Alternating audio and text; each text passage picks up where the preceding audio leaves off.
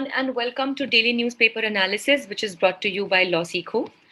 So, today we will discuss three articles. The first article is from the Hindu newspaper, which is titled as The Promise and Perils of Digital Justice Delivery. As the name itself is suggesting, this article talks about the challenges that we are facing due to the digital system of justice delivery in the Indian courts of law and what can be the possible solutions have been discussed in this article. The second one is from the Indian Express, which is titled as Shocked and Awed. So, this article talks about the problem that India has been facing apart from COVID-19, and it is said that it is just not the shock of COVID-19, but rather various other shocks that India had to go through. What were these? We will discuss in this article. And finally, we have the third article again from the Indian Express, which is in legislation of Bitcoin in El Salvador, the takeaways for India. So, as Salvador has become the first country to legalize the Bitcoin as its currency, so what can be done in this regard and what can be learned by India as a note from this has been discussed here. This newspaper analysis is presented by me. My name is Sheva Khan. I am a law graduate and I had completed my law degree in the year 2019 from Uttaranchal University, and I had been the batch gold medalist. I have been a national debater and a public speaker throughout my educational career. And here at LawSikho, I am working as current affairs expert and manager for free content and outreach. If you wish to connect with me or find me, you can always find me on Twitter as well as LinkedIn handles. The links to both are available in the description. Let's see what is the multiple choice question from yesterday's discussion. The recent judgment of S. Sushma and another versus Commissioner of Police and others is related to the rights of. Your options are LGBTQIA plus community, prisoners, prostitutes, or children's. If you know the answer, please put it down in the comment section below. This is a descriptive question for the day. What are the challenges faced by the digital justice delivery system in India? What can be the possible solutions? Also, please note that the Telegram channel that we had earlier has been dissolved due to some reasons, and now we have a more robust and a more effective Telegram channel. The link to this channel is available in the description box below. So if you're preparing for any test prep, that is judiciary, CLAT, or any other law exams, or even for UGC NET, then you can definitely join this Telegram channel for various kinds of updates like PDF slides and also study materials like current affairs as well. So the link is given in the description box below, and you can also go through this QR code given on the screen to directly join the channel. With this, let's start our discussion for the day, which talks about the digital justice delivery. So in popular perception, Indian courts are not associated first with delivery of justice, but with delays and difficulties for ordinary litigants. Now, as we know that in India, and specifically if we talk about the Indian system of judicial hierarchy, there is a huge problem of the pendency of cases. And if we try to understand it by numbers, so currently 3.27 crores of cases are pending in the Indian courts, of which 85,000 are pending for more than 30 years. So this actually shows that how lethargic the system has become. And even if you remember in our previous discussions, we talked about the vacancies in the various courts of India. But yet again, merely the vacancies could not be given as the only reason for the pendency of cases, as various examples were there wherein the courts they had more vacancy, but yet they had lesser number of pending cases. And that is why it is important for us to understand that here it is very essential for any individual to have complete faith in judiciary, and it will come only if the justice is given in time. As all of us know that there is a very common proverb and saying that justice delayed is justice denied. And of course, we can imagine that if at all 85,000 cases are pending for last 30 years, then of course we can understand that what would be the plight of the people who are involved in these cases. Now, when we talk about the digitization of the justice delivery system in the country, let's talk about the e-courts project. So phase 1 and 2 of the e-courts project dealt with digitization of the judiciary. The e-committee of Supreme Court recently released its draft vision document for phase 3 of the e-courts project. And the document proposes, firstly, an ecosystem approach to justice delivery, and secondly, a seamless exchange of information. So this information exchange should take place between various branches of the state, that is judiciary, police, and prison system through interoperable criminal justice system. And that is why it is very much highly sought that this E-Committee of Supreme Court will make the entire judicial system of the country very smooth and something that can come in coherence with the other departments as well. But here again, as we had discussed previously as well, that there is a huge cause of concern when we talk about amalgamation of such huge and important data, that the data collection, when is combined with extensive data sharing and data storage, becomes a problem because till date, unfortunately, in India, we do not have any data protection law. As we have been reiterating it several times by now, that the personal data protection bill in country still remains to be a bill, and the recommendations of Justice B.N. Sri Krishna committee still remain to be implemented in the letter and spirit. And that is why, in the absence of a particular data protection law in the country, definitely the data or the information collected about the people through these ecosystems are highly vulnerable to risks and of being misused by any person or even the authorities. Let's now understand that what is the role of technology over here. So if you understand the benefits of this particular movement, so the collection of data is useful in providing anonymous, aggregating and statistical information about issues without identifying the individuals. And that is why the crimes in a particular area or any kinds of miscreants or problems in any kind of area can be studied in a more statistical manner. Then the localized data will become centralized. Now here, this is a very beautiful argument which comes up with this particular issue, that the localized data becomes centralized.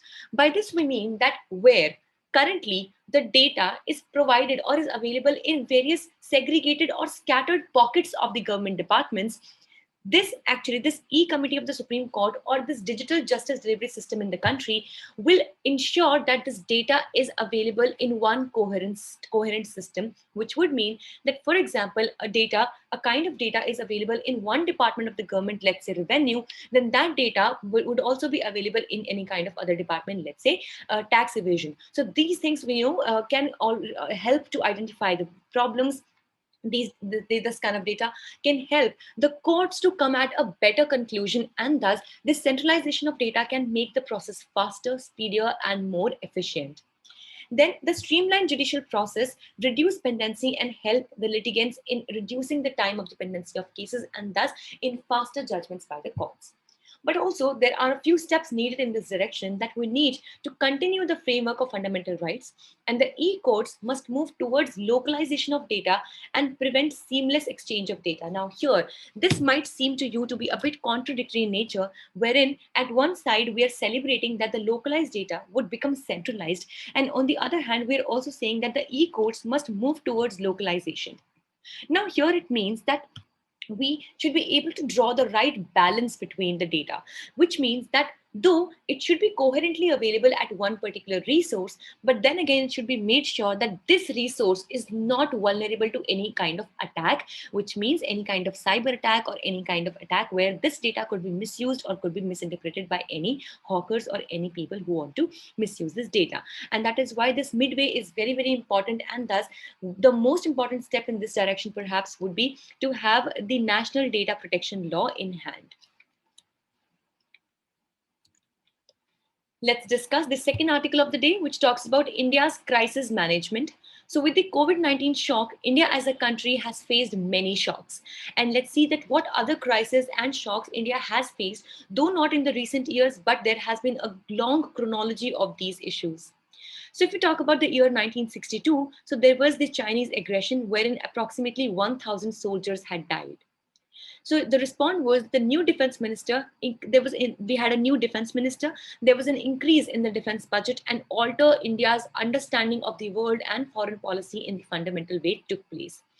And then in the year 1965 to 1966, every of us know that there was severe drought, which was responded with the Green Revolution, and surplus grain was brought and distributed to avoid the starvation and deaths. So the response actually was that the reliance on science and technology and innovation increased. In 1975, the imposition of emergency took place, which was a huge political crisis in the history of Indian political system. And how we responded to it was that the state-of-the-art science was used to control the population. That was vasectomy was conducted for men in order to control the people from getting into any violations or getting into any strikes against the government. which definitely was in a way a violation of human rights. And then in the year 1991, all of us know about the economic crisis that India had to face, and the external sector of India was completely brought into the shock. And how we responded to it was the policy organization change which took place, which is very commonly known as the LPG reforms, which were the liberalization, privatization, and globalization reforms. Similarly, if we talk about the 2019 bazaar or 2020 bazaar that we had to face due to the COVID-19, so let's understand that what has been the government performance when we talk about the COVID-19. So the evaluation in this direction has been done on the basis of three criteria. First, the team. Second, science involved. And third, the organizational innovation. So if at all we talk about the team, so unfortunately and sadly, there is no clarity about who is actually in the team. Whether COVID-19 task force is there or the control room in the Niti Aayog are same. So definitely there is a confusion at many a times that who actually comprises of the core team that is fighting with the COVID-19 pandemic. Then the Prime Minister, Health Minister, and other ministers all issue various kinds of statements at different kinds of situations and places. That definitely creates a lot of ruckus and confusion. Secondly, if we talk about the involvement of science or how well has science been able to find its way in treating the problem of COVID-19, so there is a difference in the ideas regarding gaps between two shots and different vaccines. Now, this is a problem that everyone, each one of us today is facing, that till date, we are not clear as to what is the ideal gap or scientifically proven gap between two doses of vaccines. Now, as and when there is shortage of the vaccines that the government is facing, it is rather increasing the time period between two vaccine doses, and it actually might defeat the entire purpose of even taking or administering the vaccine. And that is why only scientific logic should be used to determine the gap between two doses of vaccine, and not just the fact that it is not available. And rather, to tackle with this, the government should make efforts so that the vaccines are available to every individual in the country. So rapid unscientific statements are being made, like sharing the platform with this advocating Patanjali medicines, allowing Kumbh Mela and mega election rallies. All of us have already discussed and gone through this issue many a times now, that even the Kumbh Mela was allowed. Mega election rallies took place in Assam, West Bengal, and various other states. And at that time, there was absolutely no consideration that was given to the turmoil that the second wave of COVID-19 is sitting right on our heads. Yet, the government was busy in doing these kinds of activities. Then if we talk about the organizational innovation, so there is also confusion about who is going to procure vaccines. Now, this many a times, as you know, that 15th Finance Commission also recently has proposed that the health as a subject should be brought under the concurrent list rather from the state list, because this actually is creating confusion that whenever there is shortage of something, the center puts blame on the health, on the states. And if at all there is the shortage of oxygen, then the states put the blame on the center. So definitely we are witnessing a huge blame game that is going on, which ultimately is taking away the lives of innocent individuals, the innocent citizens of the country, which definitely is not justified. And that is why organizational innovation should take place when clarity of roles should be there in the authorities as well as the government sectors. Lastly, let's move towards the last article of the day, which talks about legalization of Bitcoin. So El Salvador, which is a small coastal country in Central America, has become the first country in the world to make Bitcoin, which is a digital currency, a legal one in its own country. So if we talk about that, what kind of monetary policy does El Salvador follow? So we need to know that it needed very little changes to take place in its monetary policy, because it has absolutely no monetary policy of its own, and rather it chooses to dollarize its own currency. And in 2011 itself, it had officially dollarized its own monetary system, wherein whatever norms and whatever the US Federal Reserve monetary policy does, similar things are also followed by El Salvador. Then here are the main reasons for legalizing the Bitcoin. Firstly, loose and expansionary Federal Reserve policy in US. So US banks received liquidity, but El Salvador did not and lost its purchasing power. And of course, see, the capacities of both the countries, US and El Salvador, can definitely never ever be compared, not at least in the coming future.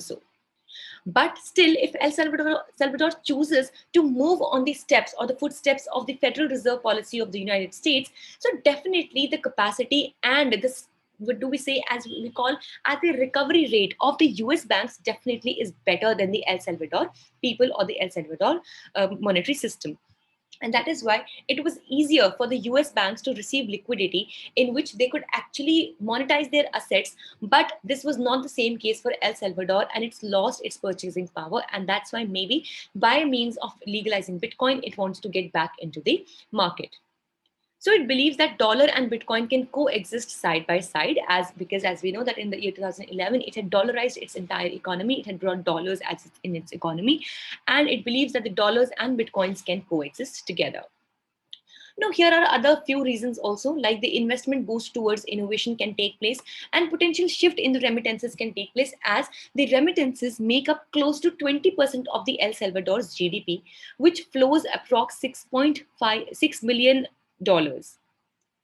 So here, with large-scale cryptocurrency inflows and outflows, compliance with the 2019 FATF guidance on virtual currency is required. Now this, basically FATF stands for the Financial Action Task Force, which has two primary reasons. Firstly, to curb down terrorism, and secondly, to bring down the problems of money laundering. Basically, when we talk about terrorism, so state-sponsored terrorism should not be taken, should not be done.